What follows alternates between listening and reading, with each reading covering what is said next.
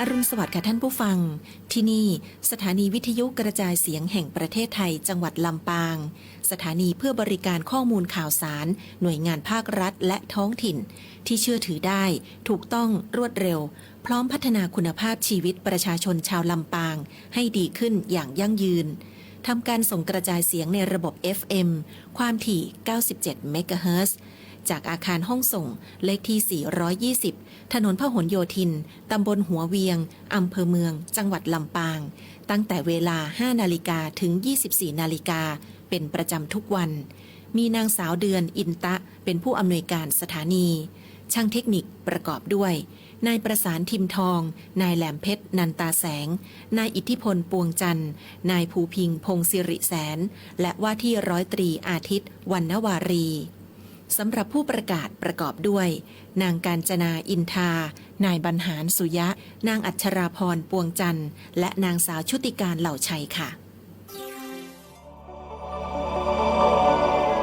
สถานีวิทยุกระจายเสียงแห่งประเทศไทยกรมประชาสัมพันธ์ FM 92.5 เมกะเฮิรตซ์และ AM 891 กิโลเฮิรตซ์เสนอรายการธรรมรับอรุณ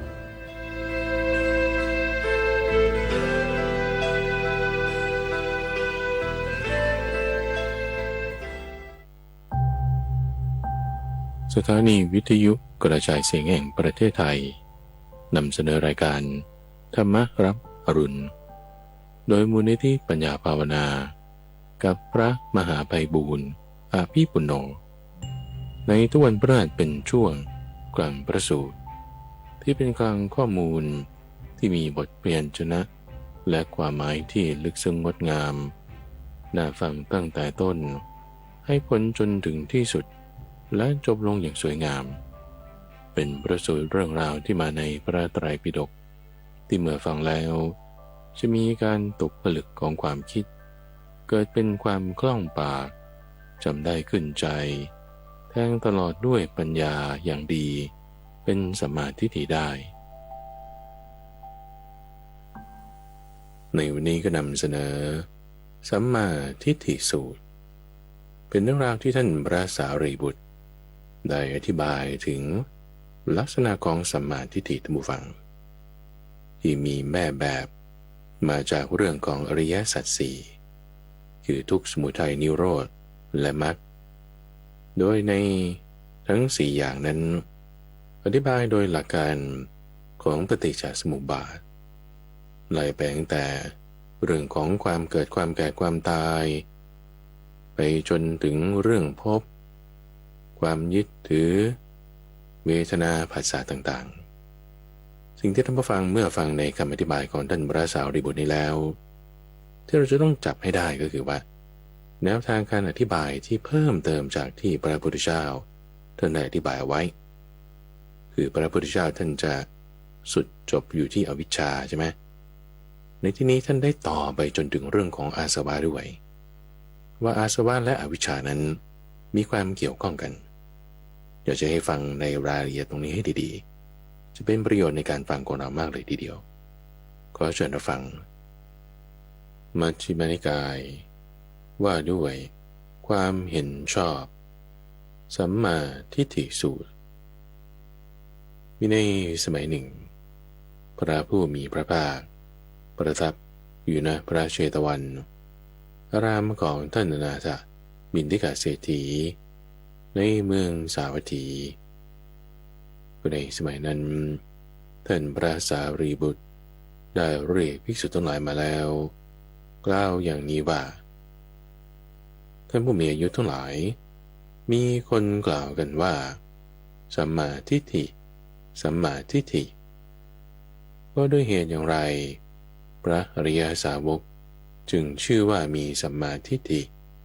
มีความเห็นตรงมีความเลื่อมใสแน่วแน่ในธรรมะมาสู่พระสัทธรรมนี้เมื่อท่านกล่าวดังนี้แล้วภิกษุเหล่านั้นจึงได้กล่าวถามขึ้นว่าท่านผู้มีอายุสารีบุตรก็พวกกระผมมาจากที่ไกลก็เพื่อจะรู้ทั่วถึงเนื้อความแห่งภาษิตนั้นในสำนักของท่านพระสารีบุตรพวกกระผมขอโอกาส ขอท่านพระสารีบุตร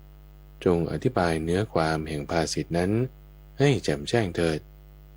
ภิกษุทั้งหลายเมื่อได้ฟังคำอธิบายของท่านแล้วจะทรงจำไม่ได้ท่านพระสารีบุตรจึงได้กล่าวว่าท่านผู้มีอายุถ้าอย่างนั้นท่านทั้งหลายจงฟังจงทำในใจให้ดีผมจะกล่าวเรื่องอกุศลและกุศลท่านผู้มีอายุทั้งหลายเมื่อใดพระอริยสาวกรู้ชัดอกุศลและรากเหง้าแห่งอกุศลคืออกุศลมูลรู้ชัดกุศลและรากเหง้าแห่งกุศลคือกุศลมูลเมื่อนั้นแม้ด้วยเหตุเพียงเท่านี้พระอริยสาวกก็ชื่อว่ามีสัมมาทิฏฐิมีความเห็นตรงมีความเลื่อมใสอันแน่วแน่ในธรรมะมาสู่พระสัทธรรมนี้ก็อกุศลเป็นอย่างไรรากเหง้าแห่งอกุศลเป็นอย่างไรกุศลเป็นอย่างไรรากเหง้าแห่งกุศลเป็นอย่างไรคือการฆ่าสัตว์เป็นอกุศลการลักทรัพย์การประพฤติผิดในกามการพูดเท็จการพูดส่อเสียดการพูดคำหยาบการพูดเพ้อเจ้อการเพ่งเล็งอยากได้สิ่งของผู้อื่นการคิดปองร้ายผู้อื่นมิจฉาทิฏฐิเป็นอกุศล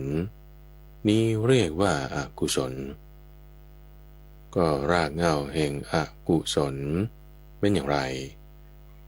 คืออกุศลมูลได้แก่โลภะโทสะและโมหะเป็นรากเหง้าแห่งอกุศลคืออกุศลมูลก็กุศลเป็นอย่างไรคือเจตนางดเว้นจากการฆ่าสัตว์เป็นกุศลเจตนางดเว้นจากการลักทรัพย์เป็นกุศลเจตนางดเว้นจากการประพฤติผิดในกามเป็นกุศลเจตนางดเว้นจากการพูดเท็จเป็นกุศลเจตนางดเว้นจากการพูดส่อเสียดเป็นกุศลเจตนางดเว้นจากการพูดคำหยาบเป็นกุศลเจตนางดเว้นจากการพูดเพ้อเจ้อเป็นกุศลการไม่เพ่งเล็งอยากได้ของผู้อื่นเป็นกุศลการไม่ปองร้ายผู้อื่นเป็นกุศลและสัมมาทิฏฐิเป็นกุศลนี้เรียกว่ากุศลก็รากเหง้าแห่งกุศลคือกุศลมูลเป็นอย่างไรคืออโลภะกว่าไม่โลภเป็นรากเหง้าแห่งกุศล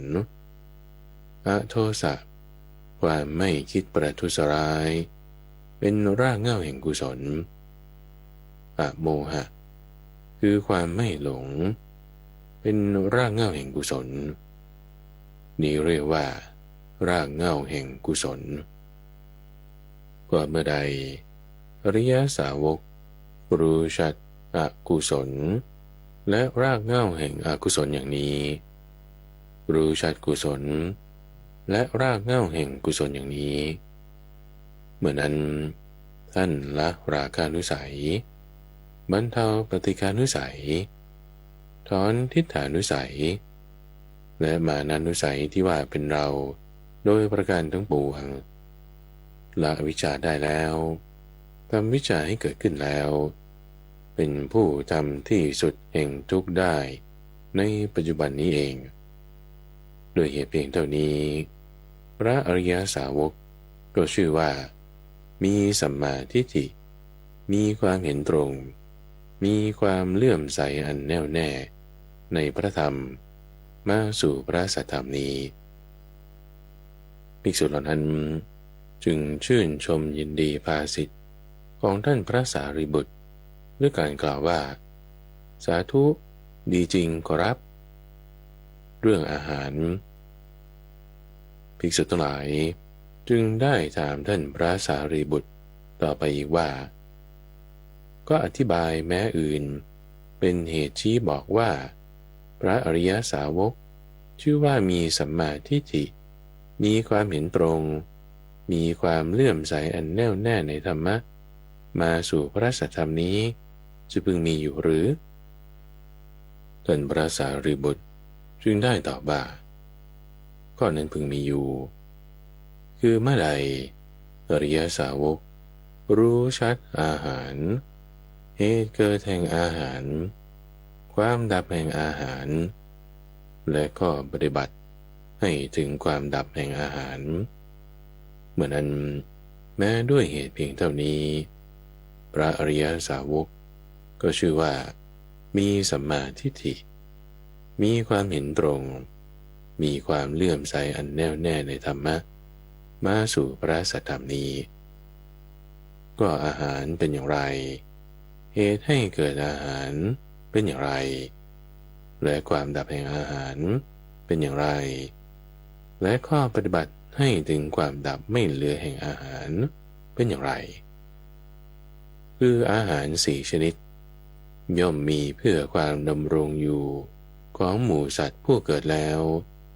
หรือเพื่ออนุเคราะห์เหล่าสัตว์ผู้แสวงหาที่เกิดอาหารสี่ชนิดได้แก่อาหารคือคำข้าวยาบ้างละเอียดบ้างอาหารคือผัสสะอาหารคือมโนสัญเจตนา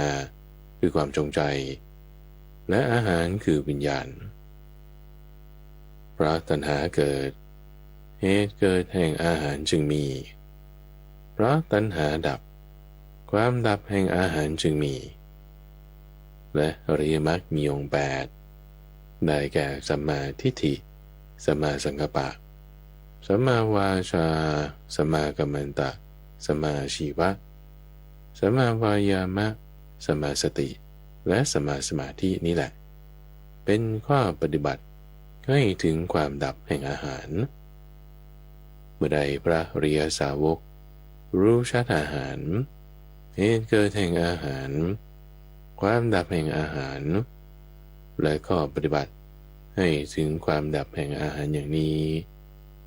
เมื่อนั้นท่านละราคะนุสัยบรรเทาปฏิฆานุสัยตอนทิฏฐานุสัยและมานานุสัยที่ว่าเป็นเราโดยประการทั้งปวงละอวิชชาได้แล้วทำวิชชาให้เกิดขึ้นแล้วเป็นผู้ทำที่สุดแห่งทุกข์ได้ในปัจจุบันนี้เองแม้ด้วยเหตุเพียงเท่านี้พระอริยสาวกก็ชื่อว่ามีสัมมาทิฏฐิมีความเห็นตรงมีความเลื่อมใสอันแน่วแน่ในธรรมะมาสู่พระสัทธรรมนี้ภิกษุเหล่านั้นจึงได้ชื่นชมยินดีภาสิทธิ์ของท่านพระสารีบุตรด้วยการกล่าวว่าสาธุคือดีแล้วเรื่องสัจจะภิกษุทั้งหลายเหล่านั้นจึงได้ถามปัญหากับท่านพระสารีบุตรต่อไปว่าท่านสารีบุตรก็อธิบายแม้อย่างอื่นเป็นเหตุชี้บอกว่าพระอริยสาวกชื่อว่ามีสัมมาทิฏฐิมีความเห็นตรงมีความเลื่อมใสอันแน่วแน่ในธรรมะมาสู่พระสัทธรรมนี้จะพึงมีอยู่อีกหรือท่านพระสารีบุตรตอบว่าข้อนั้นพึงมีอยู่ท่านผู้มีอายุคือเมื่อใดอริยสาวกรู้ชัดทุกข์คือสภาวะที่ตนได้ยากรู้ชัดเหตุให้เกิดทุกข์รู้ชัดความดับไม่เหลือของทุกข์รู้ชัดทางดำเนินให้ถึงความดับไม่เหลือของทุกข์เมื่อนั้นแม้ด้วยเหตุเพียงเท่านี้พระอริยสาวกก็ชื่อว่ามีสัมมาทิฏฐิมีความเห็นตรงมีความเลื่อมใสอันแน่วแน่ในธรรมะมาสู่พระสัทธรรมนี้ก็ความทุกข์เป็นอย่างไรเหตุให้เกิดทุกข์เป็นอย่างไรความดับไม่เหลือของทุกข์เป็นอย่างไรและทางดำเนินให้ถึงความดับไม่เหลือของทุกข์เป็นอย่างไรคือทุกข์ได้แก่ความเกิดความแก่ความตายความโศกความร่ำไรรำพันความทุกข์กายความทุกข์ใจและความคับแค้นใจก็เป็นทุกข์ การประสบกับสิ่งไม่เป็นที่รักก็เป็นทุกข์ความพลัดพรากจากสิ่งเป็นที่รักก็เป็นทุกข์การไม่ได้สิ่งที่ต้องการก็เป็นทุกข์กล่าวโดยย่ออุปทานกันทั้งห้าเป็นตัวทุกข์ก็ทุกขสมุทัยเป็นอย่างไรคือตัณหาอันเป็นเหตุให้เกิดอีกประกอบด้วยความเพลิดเพลินและความกำหนัดมีปกติให้เพลิดเพลินในอารมณ์นั้นๆได้แก่กามตัณหาคือความทะยานอยากในกามภวตัณหาคือความทะยานอยากเป็นอยากมีและวิภวตัณหาคือความทะยานอยากที่จะไม่เป็นไม่มีนี่เรียกว่าทุกขสมุทัยก็ทุกขานิโรธะเป็นอย่างไรคือความดับไปไม่เหลือแห่งตัณหาด้วยวิราคะความสละคืนความพ้นความไม่อะไรในตัณหานี่เรียกว่าทุกขานิโรธะก็ทุกขานิโรธคามินีปฏิปทาคือทางดำเนินให้ถึงความดับไม่เหลือแห่งทุกข์เป็นอย่างไรนั่นคือทางที่ประกอบด้วยองค์ประกอบอันประเสริฐ8อย่างได้แก่สัมมาทิฏฐิสัมมาสังกัปปะจนถึงสัมมาสมาธิเป็นต้นนี่เรียกว่าทุกขานิโรธคามินีปฏิปทาก็มาใดอริยสาวกรู้ชัดทุกข์เหตุให้เกิดทุกข์ความดับไม่เหลือแห่งทุกข์และทางดำเนินให้ถึงความดับไม่เหลือแห่งทุกข์อย่างนี้แล้วเมื่อนั้นท่านละราคานุสัยบรรเทาปฏิฆานุสัยถอนทิฏฐานุสัยและมานานุสัยที่ว่าเป็นเราโดยประการทั้งปวงละอวิชชาได้แล้วทำวิชชาให้เกิดขึ้นแล้วเป็นผู้ทำที่สุดแห่งทุกข์ได้ในปัจจุบันนี้เองแม้โดยเหตุเพียงเท่านี้พระอริยสาวกก็ชื่อว่ามีสัมมาทิฏฐิมีความเห็นตรงมีความเลื่อมใสอันแน่วแน่ในธรรมะมาสู่พระสัทธรรมนี้ภิกษุทั้งหลายเหล่านั้นต่างชื่นชมยินดีภาสิทธิ์ของท่านพระสารีบุตรว่าสาธุดีแล้วเรื่องความแก่และความตายภิกษุทั้งหลายจึงได้ตามท่านพระสารีบุตรต่อไปว่าท่านพระสารีบุตรก็อธิบายแม้อย่างอื่นที่เป็นเหตุชี้บอกว่าพระอริยสาวกชื่อว่ามีสัมมาทิฏฐิมีความเห็นตรงมีความเลื่อมใสอันแน่วแน่ในธรรมะมาสู่พระสัทธรรมนี้จะพึงมีอยู่หรือท่านพระสารีบุตรตอบว่าข้อนั้นพึงมีอยู่คือเมื่อใดอริยสาวกรู้ชัดซึ่งความแก่และความตายเหตุให้เกิดขึ้นแห่งความแก่และความตายความดับไม่เหลือแห่งความแก่และความตายก็ปฏิบัติให้ถึงความดับไม่เหลือแห่งความแก่และความตายเมื่อนั้นแม้ด้วยเหตุเพียงเท่านี้พระอริยสาวกก็ชื่อว่ามีสัมมาทิฏฐิมีความเห็นตรงมีความเลื่อมใสอันแน่วแน่ในธรรมะมาสู่พระสัทธรรมนี้ก็ความแก่และความตายเป็นอย่างไรเหตุเกิดแห่งความแก่และความตายเป็นอย่างไรความดับแห่งความแก่และความตายเป็นอย่างไรและข้อปฏิบัติให้ถึงความดับแห่งความแก่และความตายเป็นอย่างไรชราคือความแก่ความกร่ำกร้าความมีฟันหลุดความมีผมงอกความมีหนังเหี่ยวย่นความเสื่อมแห่งอายุความแก่งอมแห่งอินทรีย์ในหมู่สัตว์นั้นๆของเหล่าสัตว์นั้นๆนี้เรียกว่าความแก่ก็มรณะคือความตายเป็นอย่างไรคือความจุติความเคลื่อนไปความทำลายไปความหายไป ความตายกล่าวคือมฤตยูการทำกาละความแตกแห่งขันธ์ความทอดทิ้งร่างกายความขาดสูญแห่งชีวิตอินทรีย์ของเหล่าสัตว์นั้นๆจากหมู่สัตว์นั้นๆนี่เรียกว่ามรณะคือความตายความแก่และความตายดังที่กล่าวมานี้แหละเรียกว่าชรามรณะเพราะมีความเกิดความแก่และความตายจึงได้มีเพราะความเกิดดับไปความแก่และความตายจึงดับก็ข้อปฏิบัติให้ถึงความดับไม่เหลือแห่งความแก่และความตายคือทางที่มีองค์ประกอบอันประเสริฐ8อย่างได้แก่สัมมาทิฏฐิสัมมาสังกัปปะเป็นต้นก็เมื่อใดอริยสาวกรู้ชัดความแก่และความตายเหตุให้เกิดความแก่และความตายความดับไม่เหลือแห่งความแก่และความตายและก็ปฏิบัติให้ถึงความดับไม่เหลือแห่งความแก่และความตายอย่างนี้แล้วเมื่อนั้นท่านละราคานุสัยโดยประการทั้งปวงเป็นผู้ทำที่สุดแห่งทุกข์ได้แม้ด้วยเหตุเพียงเท่านี้พระอริยสาวกนั้นก็ชื่อว่ามีสัมมาทิฏฐิมีความเห็นตรงมีความเลื่อมใสอันแน่วแน่ในธรรมะมาสู่พระสัทธรรมนี้ภิกษุทั้งหลายเหล่านั้นต่างชื่นชมยินดีภาสิทธิ์ของท่านพระสารีบุตรด้วยการกล่าวว่าสาธุดีแล้วเรื่องการเกิดคือชาติภิกษุทั้งหลายเหล่านั้นจึงได้ถามปัญหากับท่านพระสารีบุตรต่อไปว่าท่านสารีบุตรก็อธิบายแม้อย่างอื่นเป็นเหตุชี้บอกว่าพระอริยสาวกชื่อว่ามีสัมมาทิฏฐิมีความเห็นตรงมีความเลื่อมใสอันแน่วแน่ในธรรมะมาสู่พระสัทธรรมนี้จะพึงมีอยู่หรือท่านพระสารีบุตร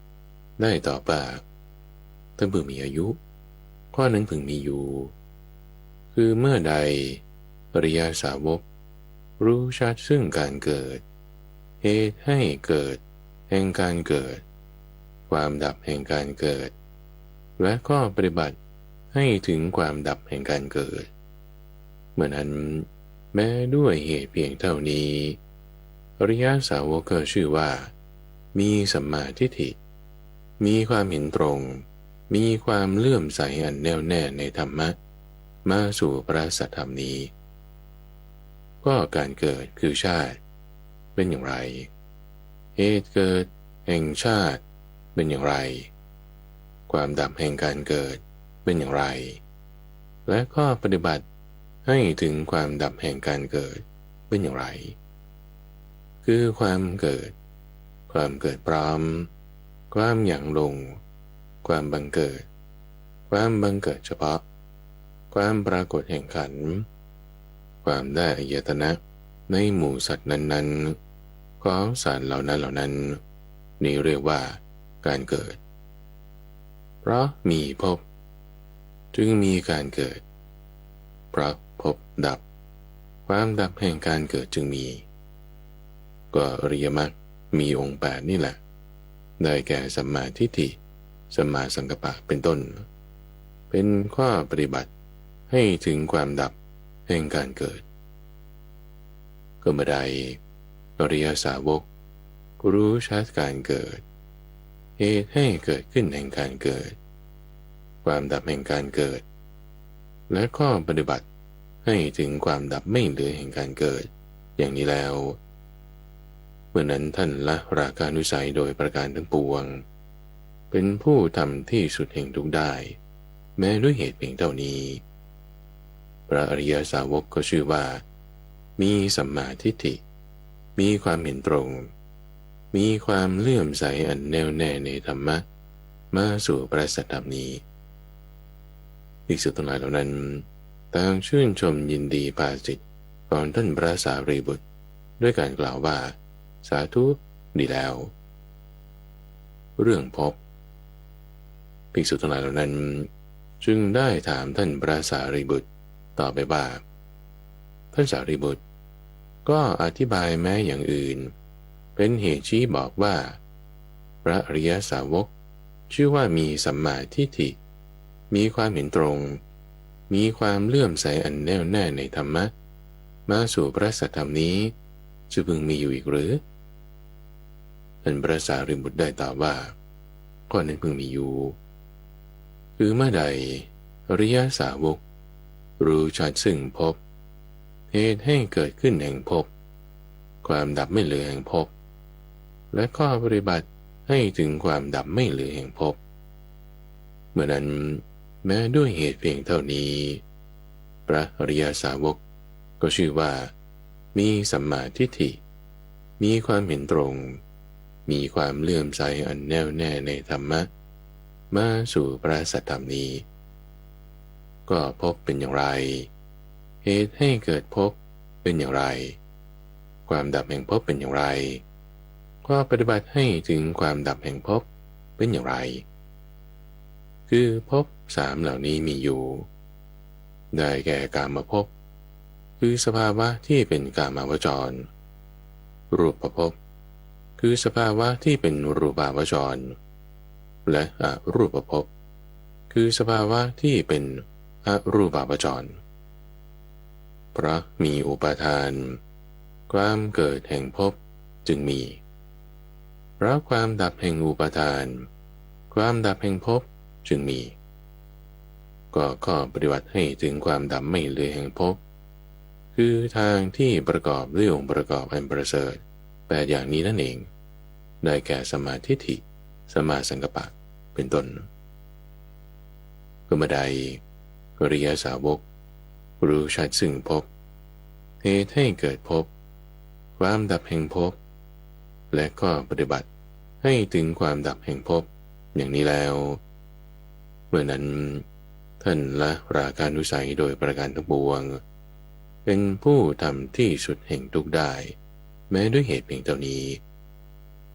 พระอริยสาวกก็ชื่อว่ามีสัมมาทิฏฐิมีความเห็นตรงมีความเลื่อมใสอันแน่วแน่ในธรรมะมาสู่พระสัทธรรมนี้ภิกษุเหล่านั้นต่างชื่นชมยินดีภาสิทธิ์ของท่านพระสารีบุตรด้วยการกล่าวว่าสาธุเรื่องอุปาทานภิกษุทั้งหลายจึงได้ถามปัญหากับท่านพระสารีบุตรต่อไปว่าก็อธิบายแม้อย่างอื่นที่เป็นเหตุชี้บอกว่าพระอริยสาวกชื่อว่ามีสัมมาทิฏฐิมีความเห็นตรงมีความเลื่อมใสอันแน่วแน่ในธรรมะมาสู่พระสัทธรรมนี้จะพึงมีอยู่อีกหรือท่านพระสารีบุตรได้ตอบว่าก่อนนั้นพึงมีอยู่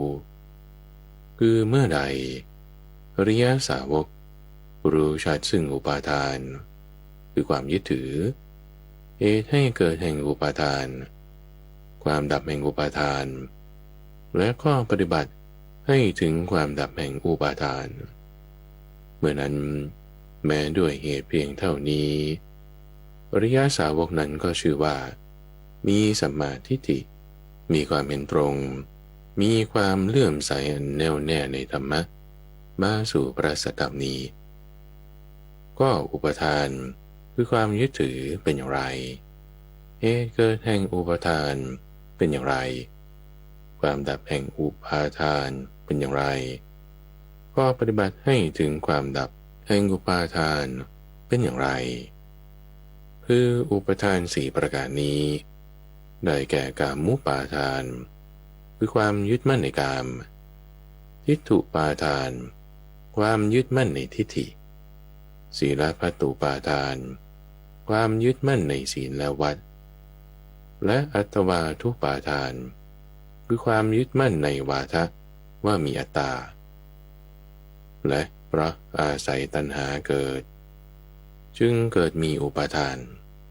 เพราะตัณหาดับความดับแห่งอุปาทานจึงมีและก็ปฏิบัติให้ถึงความดับแห่งอุปาทานได้แก่อริยมรรคมีองค์8คือสัมมาทิฏฐิสัมมาสังกัปปะจนถึงสัมมาสมาธิเป็นต้น ก็ไม่ได้อริยสาวกรู้ชัดซึ่งอุปาทานเหตุเกิดแห่งอุปาทานความดับแห่งอุปาทานแล้วก็ปฏิบัติให้ถึงความดับแห่งอุปาทานอย่างนี้แล้วท่านละราคานุสัยโดยประการทั้งปวงเป็นผู้ทำที่สุดแห่งทุกข์ได้แม้ด้วยเหตุเพียงเท่านี้พระอริยสาวกก็ชื่อว่ามีสัมมาทิฏฐิมีความเห็นตรงมีความเลื่อมใสอันแน่วแน่ในธรรมะมาสู่พระสัทธรรมนี้ที่สุดนั้นต่างชื่นชมยินดีภาสิทธิ์ของท่านพระสารีบุตรด้วยคำว่าสาธุดีแล้วเรื่องตัณหาภิกษุเหล่านั้นจึงได้ถามท่านพระสารีบุตรต่อไปว่าก็อธิบายแม้อย่างอื่นเป็นเหตุชี้บอกว่าพระอริยสาวกชื่อว่ามีสัมมาทิฏฐิมีความเห็นตรงมีความเลื่อมใสอันแน่วแน่ในธรรมะมาสู่พระสัทธรรมนี้จะพึงมีอยู่อีกหรือท่านพระสารีบุตรตอบว่าข้อนั้นพึงมีอยู่และผู้มีอายุคือเมื่อใดอริยสาวกรู้ชัดตัณหาเหตุเกิดแห่งตัณหาความดับไม่เหลือแห่งตัณหาและก็ปฏิบัติไม่ถึงความดับแห่งตัณหาเมื่อนั้นแม้ด้วยเหตุเพียงเท่านี้พระอริยสาวกก็ชื่อว่ามีสัมมาทิฏฐิมีความเห็นตรงมีความเลื่อมใสอันแน่วแน่ในธรรมะมาสู่พระสัทธรรมนี้ก็ตัณหาเป็นอย่างไรเหตุเกิดตัณหาเป็นอย่างไรความดับแห่งตัณหาเป็นอย่างไรและก็ปฏิบัติให้ถึงความดับไม่เหลือแห่งตัณหาเป็นอย่างไรคือตัณหา6ประการเหล่านี้ได้แก่ความทะยานอยากในรูปคือรูปตัณหาความทะยานอยากในเสียงความทะยานอยากในกลิ่นในรสในโผฏฐัพพะและในธรรมารมณ์เพราะมีเวทนาจึงเกิดมีตัณหาเพราะความดับแห่งเวทนาจึงมีความดับแห่งตัณหาและก็ปฏิบัติให้ถึงความดับแห่งตัณหาคือทางที่ประกอบด้วยองค์ประกอบอันประเสริฐ8อย่างได้แก่สัมมาทิฏฐิสัมมาสังกัปปะเป็นต้นก็ไม่ได้อริยสาวกรู้ชัดตัณหารู้ชัดเหตุเกิดแห่งตัณหารู้ชัดความดับแห่งตัณหาและรู้ชัดข้อปฏิบัติให้ถึงความดับแห่งตัณหาอย่างนี้แล้วเมื่อนั้นท่านละราคานุสัยโดยประการทั้งปวง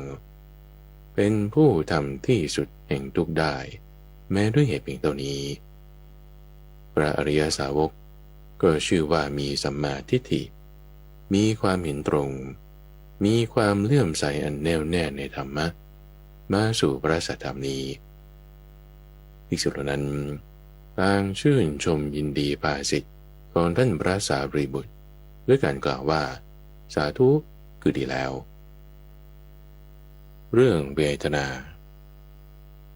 ภิกษุทั้งหลายเหล่านั้นจึงได้ถามปัญหากับท่านพระสารีบุตรต่อไปว่าท่านสารีบุตรก็อธิบายแม้อย่างอื่นที่เป็นเหตุชี้บอกว่าพระอริยสาวกชื่อว่ามีสัมมาทิฏฐิมีความเห็นตรงมีความเลื่อมใสอันแน่วแน่ในธรรมะมาสู่พระสัทธรรมนี้จะพึงมีอยู่อีกหรือท่านพระสารีบุตรได้ตอบว่าท่านผู้มีอายุข้อนั้นพึงมีอยู่คือเมื่อใดอริยสาวกรู้ชัดเวทนารู้ชัดเหตุเกิดแห่งเวทนารู้ชัดความดับแห่งเวทนารู้ชัดข้อปฏิบัติให้ถึงความดับไม่เหลือแห่งเวทนาเมื่อนั้นแม้ด้วยเหตุเพียงเท่านี้อริยสาวกนั้นก็ชื่อว่ามีสัมมาทิฏฐิมีความเห็นตรงมีความเลื่อมใสอันแน่วแน่ในธรรมะมาสู่พระสัทธรรมนี้ก็เวทนาเป็นอย่างไร เหตุให้เกิดเวทนาเป็นอย่างไร ความดับแห่งเวทนาเป็นอย่างไร และข้อปฏิบัติให้ถึงความดับแห่งเวทนาเป็นอย่างไร คือเวทนาทั้งหลาย6ประการเหล่านี้ เวทนาคือความรู้สึกที่เกิดจากสัมผัสต่างๆเวทนาคือความรู้สึกที่เกิดจากสัมผัสทางหู เวทนาคือความรู้สึกที่เกิดจากสัมผัสทางจมูก ความรู้สึกที่เกิดจากสัมผัสทางลิ้นทางกายและเวทนาคือความรู้สึกที่เกิดจากสัมผัสทางใจเหล่านี้คือเวทนา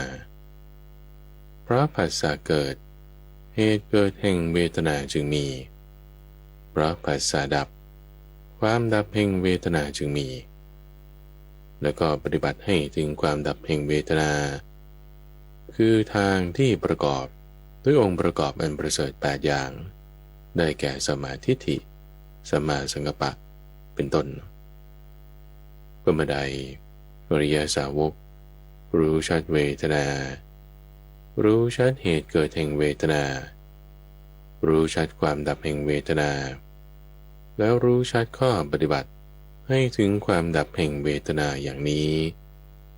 เมื่อนั้นท่านละราคะนุสัยโดยประการทั้งปวงเป็นผู้ทำที่สุดแห่งทุกข์ได้ก็แม้ด้วยเหตุเพียงเท่านี้พระอริยสาวกก็ชื่อว่ามีสัมมาทิฏฐิมีความเห็นตรงมีความเลื่อมใสอันแน่วแน่ในธรรมะมาสู่พระสัทธรรมนี้ภิกษุทั้งหลายเหล่านั้น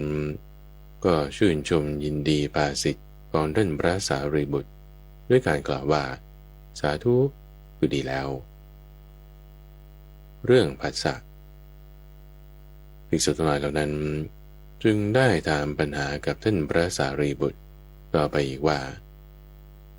ก็อธิบายแม้อย่างอื่นที่เป็นเหตุชี้บอกว่าอริยสาวกชื่อว่ามีสัมมาทิฏฐิมีความเห็นตรง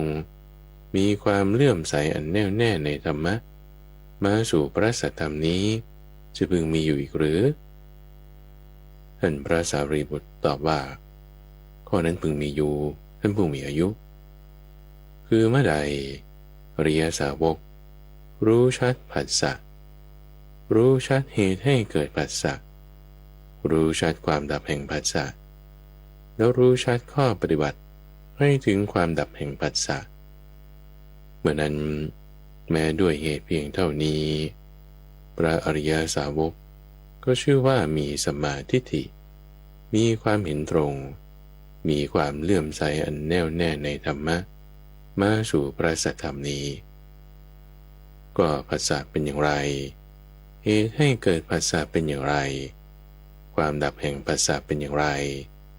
และข้อปฏิบัติให้ถึงความดับแห่งผัสสะเป็นอย่างไรคือผัสสะ6ประการเหล่านี้ได้แก่ผัสสะ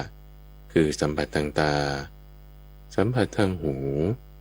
สัมผัสทางจมูกสัมผัสทางลิ้นสัมผัสทางกายและสัมผัสทางใจเพราะอาศัยอายตนะทั้ง6เกิดเหตุเกิดแห่งผัสสะจึงมี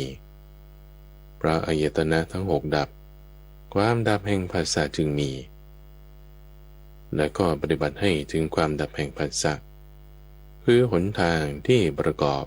ด้วยองค์ประกอบอันประเสริฐ8อย่างได้แก่สัมมาทิฏฐิสัมมาสังกัปปะถึงสัมมาสมาธิเป็นต้นเมื่อใดอริยสาวกรู้ชัดผัสสะรู้ชัดเหตุเกิดแห่งผัสสะรู้ชัดความดับแห่งผัสสะ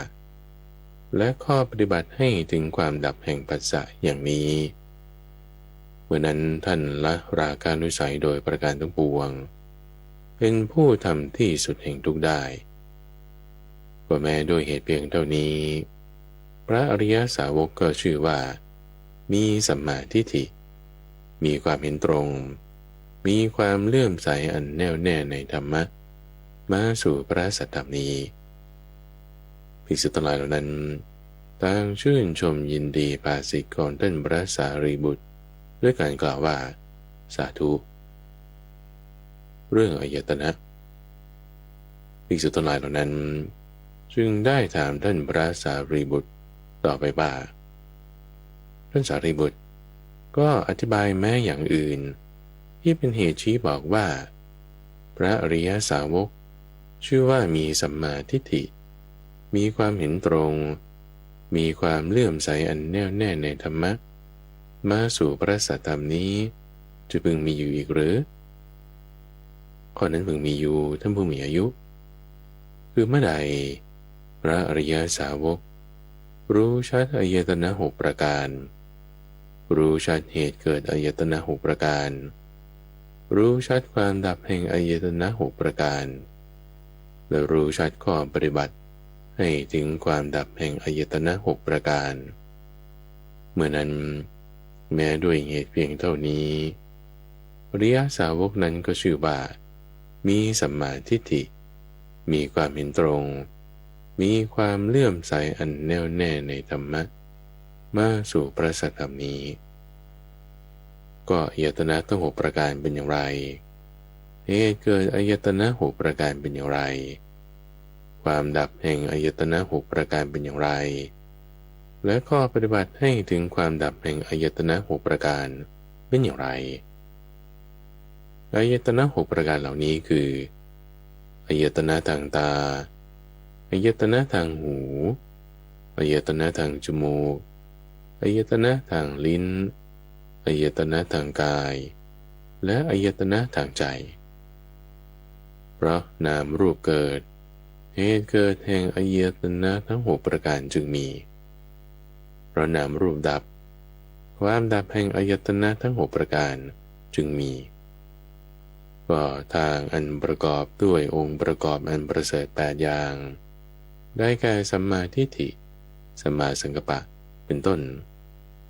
นั่นคือข้อปฏิบัติให้ถึงความดับแห่งอายตนะทั้ง6ประการก็ไม่ได้อริยสาวกรู้ชัดอายตนะ6ประการเหล่านี้รู้ชัดเหตุเกิดแห่งอายตนะ6ประการเหล่านี้รู้ชัดความดับแห่งอายตนะ6ประการและรู้ชัดข้อปฏิบัติให้ถึงความดับไม่เหลือแห่งอายตนะ6ประการเหล่านี้เมื่อนั้นท่านละราคานุสัยโดยประการทั้งปวงเป็นผู้ทำที่สุดแห่งทุกข์ได้แม้ด้วยเหตุเพียงเท่านี้พระอริยสาวกก็ชื่อว่ามีสัมมาทิฏฐิมีความเห็นตรงมีความเลื่อมใสอันแน่วแน่ในธรรมะมาสู่พระสัทธรรมนี้ภิกษุเหล่านั้นต่างชื่นชมยินดีภาสิทธิ์ของท่านพระสารีบุตรจึงกล่าวด้วยคำว่าสาธุคือดีแล้วเรื่องนามรูปภิกษุทั้งหลายเหล่านั้นจึงได้สอบถามกับท่านพระสารีบุตรต่อไปว่าท่านสารีบุตรก็อธิบายแม้อย่างอื่น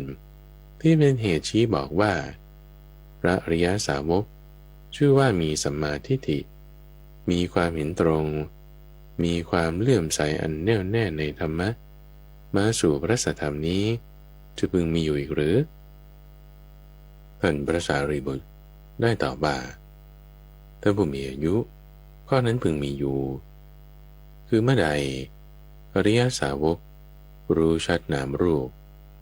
รู้ชัดเหตุเกิดแห่งนามรูปรู้ชัดความดับแห่งนามรูปแล้วรู้ชัดข้อปฏิบัติให้ถึงความดับแห่งนามรูปเมื่อนั้นแม้ด้วยเหตุเพียงเท่านี้พระอริยสาวกนั้นก็ชื่อว่ามีสัมมาทิฏฐิมีความเห็นตรงมีความเลื่อมใสอันแน่วแน่ในธรรมะมาสู่พระสัทธรรมนี้ก็นามรูปเป็นอย่างไรเหตุเกิดแห่งนามรูปเป็นอย่างไรความดับแห่งนามรูปเป็นอย่างไรก็ปฏิบัติให้ถึงความดับแห่งนามรูปเป็นอย่างไรคือเวทนาสัญญาเจตนาภาษะมนสิการนี้เรียกว่านามส่วนมหาภูตรูปทั้งสี่ได้แก่ดินน้ำไฟและลมและรูปที่อาศัยธาตุทั้งสี่นี้เรียกว่ารูป นามและรูปนี้ด้วยนามและรูปดังกล่าวนี้จึงเรียกว่านามรูปและเพราะวิญญาณเกิดเหตุเกิดแห่งนามรูปจึงมีเพราะวิญญาณดับความดับแห่งนามรูปจึงมีก็ทางที่ประกอบด้วยองค์ประกอบอันประเสริฐ8อย่างเหล่านี้ได้แก่สัมมาทิฏฐิสัมมาสังกัปปะจนถึงสัมมาสมาธินี้เรียกว่าเป็นข้อปฏิบัติให้ถึงความดับแห่งนามรูปก็เมื่อใดอริยสาวกรู้ชัดนามรูป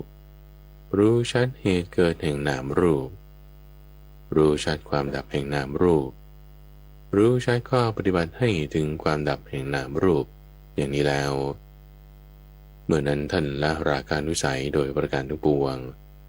เป็นผู้ทำที่สุดแห่งทุกได้ก็แม้ด้วยเหตุเพียงเท่านี้พระอริยสาวกก็ชื่อว่ามีสัมมาทิฏฐิมีความเห็นตรงมีความเลื่อมใสอันแน่วแน่ในธรรมะมาสู่พระสัทธรรมนี้ภิกษุทั้งหลายเหล่านั้นต่างชื่นชมยินดีภาสิทธิ์ของท่านพระสารีบุตรด้วยการกล่าวว่าสาธุคือดีละเรื่องวิญญาณภิกษุทั้งหลายเหล่านั้นจึงได้ถามปัญหากับท่านพระสารีบุตรต่อไปว่าท่านสารีบุตรก็อธิบายแม้อย่างอื่นที่เป็นเหตุที่บอกว่าพระอริยสาวกชื่อว่าเป็นสัมมาทิฏฐิมีความเห็นตรงมีความเลื่อมใสอันแน่วแน่ในธรรมะมาสู่พระสัทธรรมนี้จะพึงมีอยู่อีกหรือท่านพระสารีบุตรตอบว่าข้อนั้นมีอยู่ท่านผู้มีอายุคือเมื่อใดพระอริยสาวกรู้ชัดวิญญาณรู้ชัดเหตุให้เกิดแห่งวิญญาณรู้ชัดความดับแห่งวิญญาณแล้วรู้ชัดข้อปฏิบัติให้ถึงความดับไม่เหลือแห่งวิญญาณเมื่อนั้นแม้ด้วยเหตุเพียงเท่านี้พระอริยสาวกก็ชื่อว่ามีสัมมาทิฏฐิมีความเห็นตรงมีความเลื่อมใสอันแน่วแน่ในธรรมะมาสู่พระสัทธรรมนี้ก็วิญญาณเป็นอย่างไรเหตุให้เกิดวิญญาณเป็นอย่างไรความดับแห่งวิญญาณเป็นอย่างไรก็ปฏิบัติให้ถึงความดับแห่งวิญญาณเป็นอย่างไรคือวิญญาณ6ประการเหล่านี้มีอยู่ได้แก่จักษุวิญญาณคือความรู้แจ้งอารมณ์ทางตาโสตวิญญาณความรู้แจ้งอารมณ์ทางหูฆานวิญญาณความรู้แจ้งอารมณ์ทางจมูกชิวหาวิญญาณความรู้แจ้งอารมณ์ทางลิ้นกายวิญญาณความรู้แจ้งอารมณ์ทางกายและมโนวิญญาณคือความรู้แจ้งอารมณ์ทางใจเพราะสังขารเกิดเหตุเกิดแห่งวิญญาณจึงมีเพราะสังขารดับความดับแห่งวิญญาณจึงมีก็อริยมรรคมีองค์8คือข้อปฏิบัติให้ถึงความดับแห่งวิญญาณองค์8ได้แก่สัมมาทิฏฐิสัมมาสังกัปปะจนถึงสัมมาสมาธิเป็นต้นก็เมื่อใดอริยสาวกรู้ชัดวิญญาณเหตุให้เกิดวิญญาณความดับแห่งวิญญาณและก็ปฏิบัติให้ถึงความดับแห่งวิญญาณเมื่อนั้นท่านละราคานุสัยโดยประการทั้งปวงเป็นผู้ทำที่สุดแห่งทุกได้แม้ด้วยเหตุเพียงเท่านี้พระอริยสาวกก็ชื่อว่ามีสัมมาทิฏฐิมีความเห็นตรงมีความเลื่อมใสอันแน่วแน่ในธรรมะมาสู่พระสัทธรรมนี้ภิกษุทั้งหลายเหล่านั้นต่างชื่นชมยินดีภาสิทธิ์ของท่านพระสารีบุตรด้วยการกล่าวว่าสาธุคือดีแล้วเรื่องสังขารภิกษุทั้งหลายเหล่านั้นจึงได้ถามปัญหากับท่านพระสารีบุตรต่อไปอีกว่า ท่านสารีบุตรก็อธิบายแม้อย่างอื่นที่เป็นเหตุชี้บอกว่าพระอริยสาวกชื่อว่ามีสัมมาทิฏฐิมีความเห็นตรงมีความเลื่อมใสอันแน่วแน่ในธรรมะมาสู่พระสัทธรรมนี้จะพึงมีอยู่อีกหรือท่านพระสารีบุตรตอบว่าท่านผู้มีอายุข้อนั้นพึงมีอยู่คือเมื่อใดพระอริยสาวกรู้ชัดสังขารรู้ชัดเหตุเกิดแห่งสังขารรู้ชัดความดับแห่งสังขารรู้ชัดข้อปฏิบัติให้ถึงความดับแห่งสังขารเมื่อนั้นแม้ด้วยเหตุเพียงเท่านี้พระอริยสาวกนั้นก็ชื่อว่ามีสัมมาทิฏฐิมีความเห็นตรงมีความเลื่อมใสอันแน่วแน่ในธรรมะมาสู่พระสัทธรรมนี้ก็สังขารเป็นอย่างไรเหตุเกิดแห่งสังขารเป็นอย่างไรความดับแห่งสังขารเป็นอย่างไรก็ปฏิบัติให้ถึงความดับแห่งสังขารเป็นอย่างไร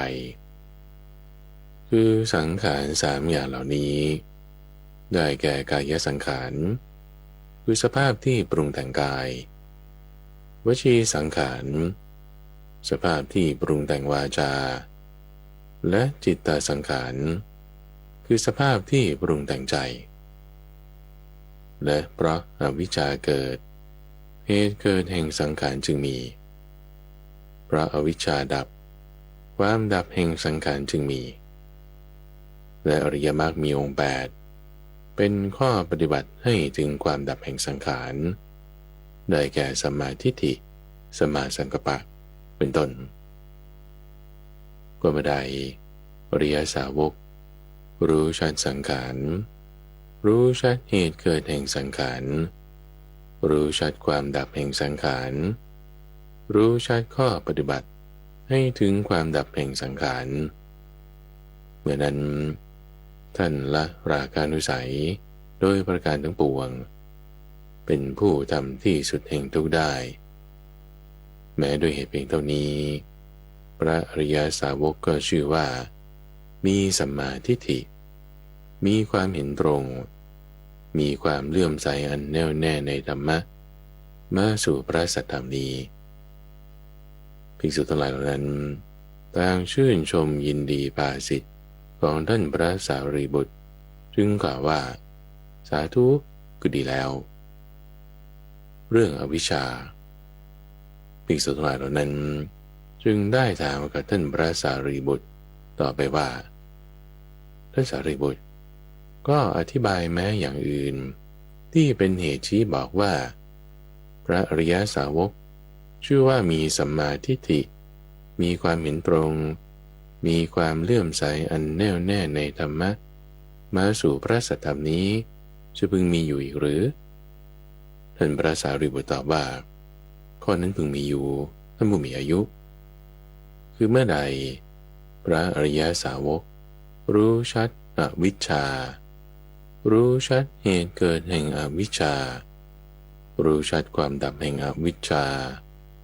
รู้ชัดข้อปฏิบัติให้ถึงความดับแห่งอวิชชาเมื่อนั้น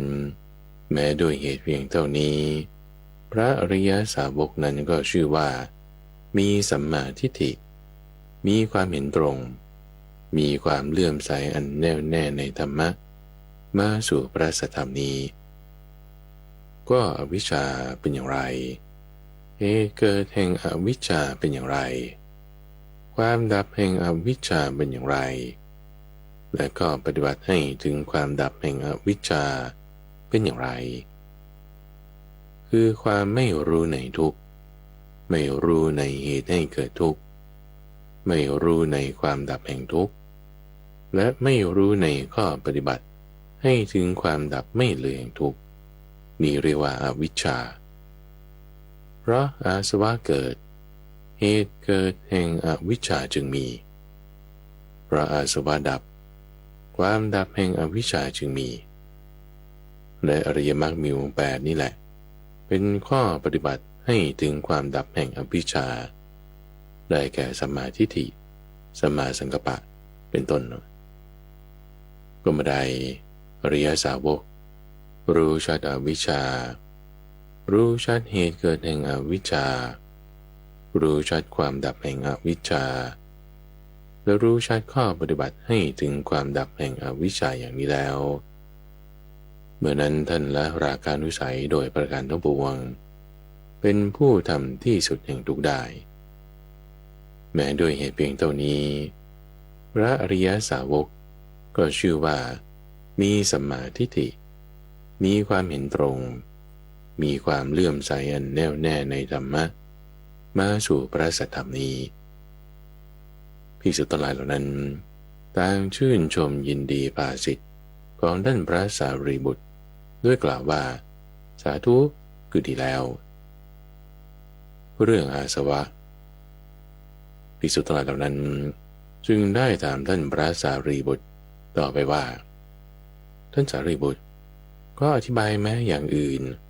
เป็นเหตุชี้บอกว่าพระอริยสาวกชื่อว่ามีสัมมาทิฏฐิมีความเห็นตรงมีความเลื่อมใสอันแน่วแน่ในธรรมะมาสู่พระสัทธรรมนี้จะพึงมีอยู่อีกหรือท่านพระสารีบุตรจึงได้ตอบว่าข้อนั้นพึงมีอยู่ท่านผู้มีอายุคือเมื่อใดพระอริยสาวกรู้ชัดอาสวะรู้ชัดเหตุเกิดแห่งอาสวะรู้ชัดความดับแห่งอาสวะแล้วรู้ชัดข้อปฏิบัติให้ถึงความดับแห่งอาสวะเมื่อนั้นแม้ด้วยเหตุเพียงเท่านี้พระอริยสาวกก็ชื่อว่ามีสัมมาทิฏฐิมีความเห็นตรงมีความเลื่อมใสอันแน่วแน่ในธรรมะมาสู่พระสัทธรรมนี้ก็อาสวะเป็นอย่างไรเหตุเกิดแห่งอาสวะเป็นอย่างไรความดับแห่งอาสวะเป็นอย่างไรและข้อปฏิบัติให้ถึงความดับแห่งอาสวะเป็นอย่างไรอาสวะสามประการเหล่านี้คืออาสวะคือกามอาสวะคือภพและอาสวะคืออวิชชาเพราะอวิชชาเกิดเหตุเกิดแห่งอาสวะจึงมีเพราะอวิชชาดับความดับแห่งอาสวะจึงมีก็อริยมรรคมีองค์8ได้แก่สัมมาทิฏฐิสัมมาสังกัปปะสัมมาวาจาสัมมากัมมันตะสัมมาอาชีวะสัมมาวายามะสัมมาสติและสัมมาสมาธินี่แหละเป็นข้อปฏิบัติ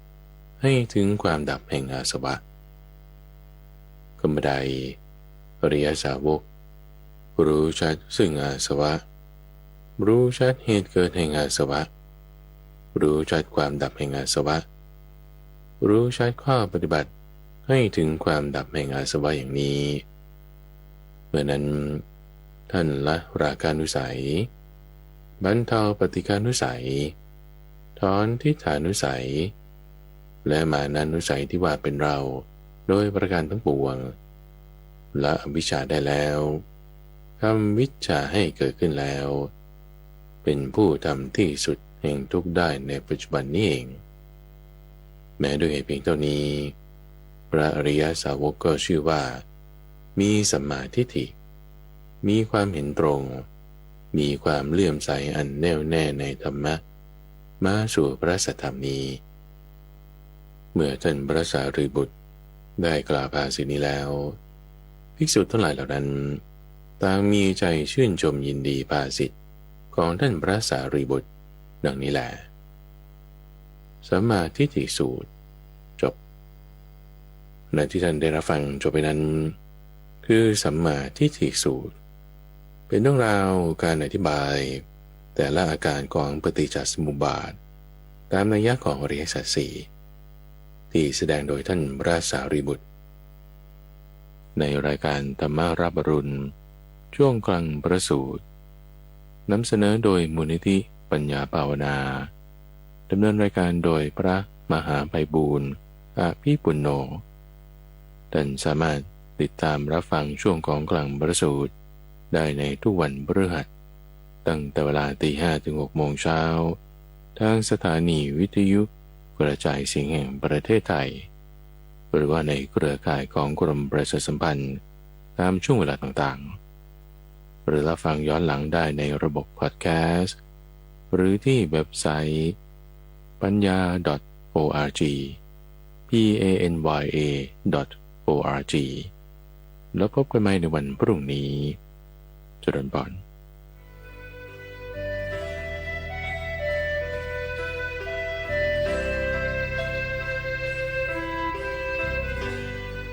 ติดตามรับฟังรายการธรรมรับอรุณได้เป็นประจำทุกวันทางสถานีวิทยุกระจายเสียงแห่งประเทศไทยกรมประชาสัมพันธ์ FM 92.5 เมกะเฮิรตซ์และ AM 891 กิโลเฮิรตซ์